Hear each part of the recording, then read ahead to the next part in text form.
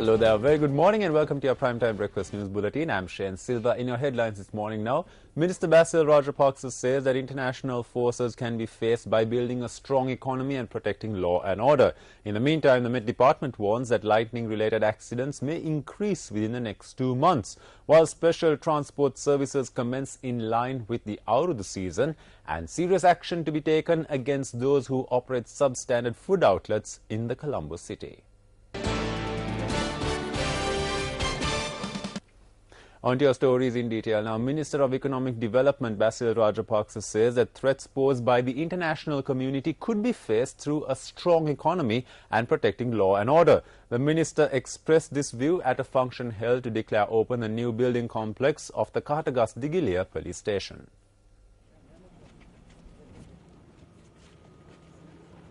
This complex was constructed at the Katagas Digilia police station under the initiative to develop infrastructure facilities of police stations through the Mahinda Chintana Idiri Dakma. Our correspondent stated that the building has cost about 50 million rupees.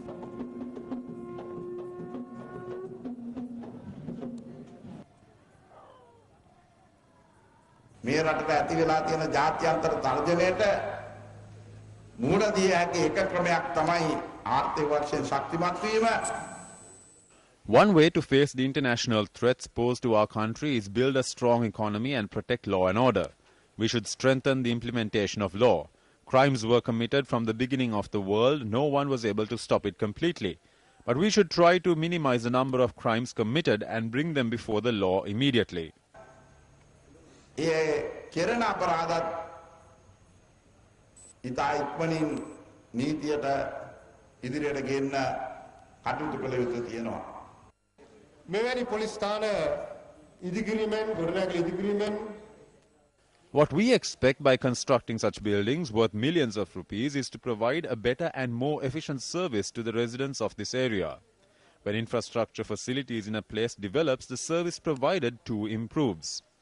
කිසියම් ස්ථානයක ඕනම ස්ථානයක යටිතල පහසුකම් දියුණු වෙනකොට අනිවාර්යෙන්ම ඒ ස්ථානයේ සිද්ධ වන සේවාවේ ගුණාත්මක භාවයත් වැඩි වෙනවා.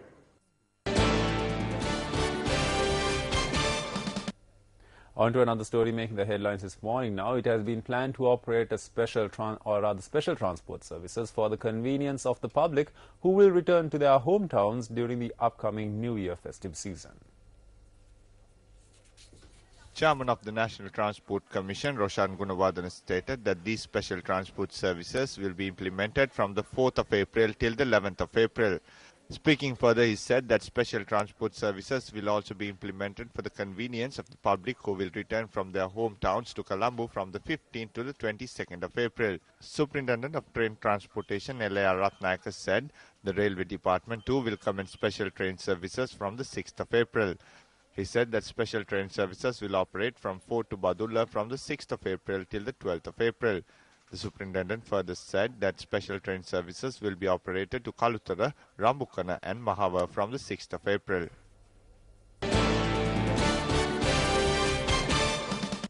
The Ministry of Health states that it will take serious action against those who operate substandard food outlets in the Colombo city. Director of Environmental and Occupational Health in the Ministry, Dr. Ananda Jayalal, said that a special program will be implemented in this regard. The director further said steps will be taken to obtain court orders to close down food outlets that are found guilty of the serious complaints that have been received so far. He also stated the grading system of cafeterias in rural areas is being implemented successfully. The acting director of the Met Department, H.S. Karyawasan, stated that there is a risk of lightning during the next 2 months. The acting director, speaking further, said that the public should take precautions to avoid such accidents, especially by avoiding remaining in open spaces and using metal utensils during periods of lightning. He also encouraged the public to switch off the power supply during lightning. Meanwhile, lightning-related accidents have been reported from Ruangwala, Potuhara and the Badrulia areas. 3 persons were killed in a lightning-related accident in Ruangwala yesterday. The police stated that 2 women who were inside their house and a 12-year-old boy were killed in this accident.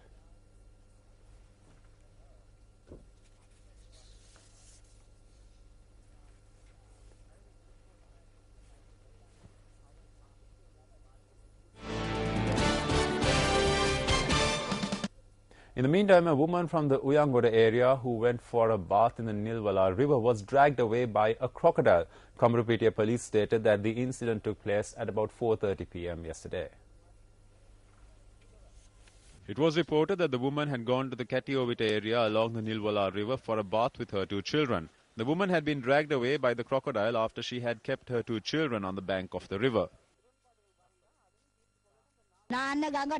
They came to the river to bathe. I told her not to go. I told her to bathe the children at home. She didn't listen to me. The woman has been identified as K.L. Kanti, who was 26 years old at the time of the incident. The woman was a mother of 3, and it was revealed that one of her children had been admitted to the priesthood. Although efforts were made by the Mathura District Disaster Management Centre to locate the woman with the assistance of area residents, she could not be found by nightfall yesterday. Disaster Management Centre officials stated that the area the woman had been bathing at was an unprotected area and advised the general public to refrain from using such places.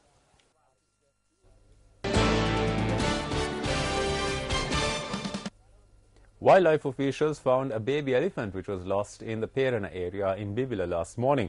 The wildlife officials stated that the baby elephant is about 5 months old.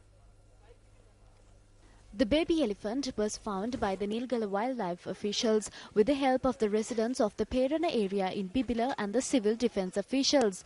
This is the manner in which the young elephant reacted towards those who captured it.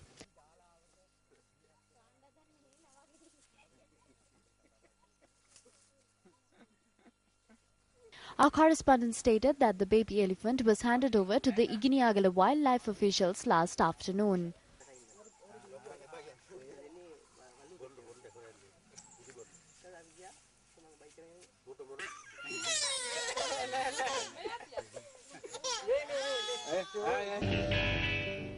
Sri Lanka wicketkeeper Prasanna Jayawardene says that Sri Lanka has a very good chance of winning the first test against England. He said this at the post-day media briefing yesterday. Chasing a target of 340 runs for victory, England were 111 runs for the loss of 2 wickets at stumps on day 3. Thereby, England require another 229 runs with 8 wickets in hand for victory with 2 days remaining. Chance because they have to score more than 200 and they have to chase 320. We have, as I said, we have a psychological advantage, but we have to do basics in the tomorrow morning and ball right length and right places, and we have to feel well and we have to hang in there and take wickets. We just need a bit of good old-fashioned rolling your sleeves up and getting your head down. I think the way KP and Trotty have batted there at the end is exactly what we need to do tomorrow. They've just got their heads down, they've kept out the good balls, they've waited for slightly loose ones, and they've made batting look, well, as serene as it's going to get on that pitch, I suppose. I'd say we're just favourites. On to some tennis news now. Venus Williams' comeback from illness ended with a 6-4, 6-1 defeat to Poland's Anzina Rowadzka in the quarter-final of the Miami Open yesterday. For Williams, whose sister was eliminated by Caroline Wozniacki on Tuesday, the defeat marked the end of her first singles tournament since last year's US Open. Coming back from injury after doing well to reach the last stage by beating Anna Ivanovic, Williams looked tired in the last stages of the 80-minute match. The world number 4 enjoyed a 74% first serve percentage, while Williams, who entered the tournament as a wild card, paid the price for 33 unforced errors.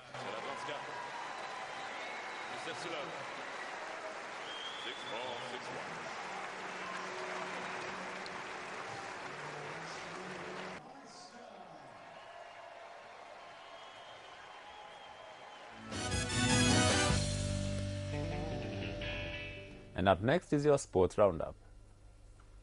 Christian Horner has explained the reasons behind Red Bull deciding not to sign off on the latest suggestions for the Resource Restriction Agreement IRRRA, which includes policing by the FIA. It has emerged that 10 of the Formula One teams have so far signed a letter to the FIA regarding the way the RRA is policed and other cost-cutting measures.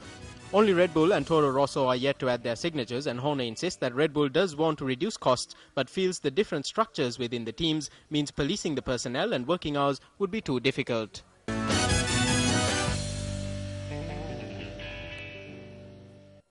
The The Football Association is investigating the brawl after Crawley's win at Bradford, which equalled the British record of players dismissed. The FA will liaise with both clubs and review video evidence. 5 players were sent off after a post-match brawl following Crawley's win at Bradford.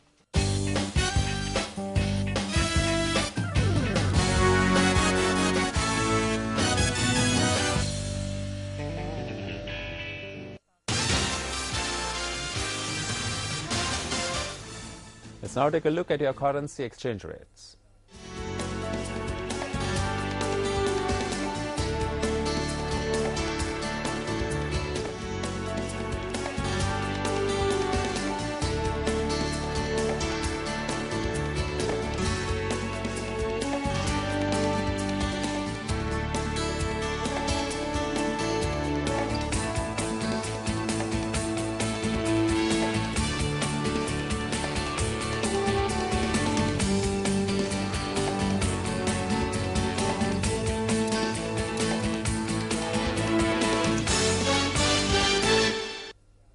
Well, there you go. That's a look at your Primetime Breakfast News Bulletin for today. Of course, don't forget to log on to www.newsfirst.lk for the very latest on the world around you. Thanks a lot for joining me. Up next is Good Morning Sri Lanka.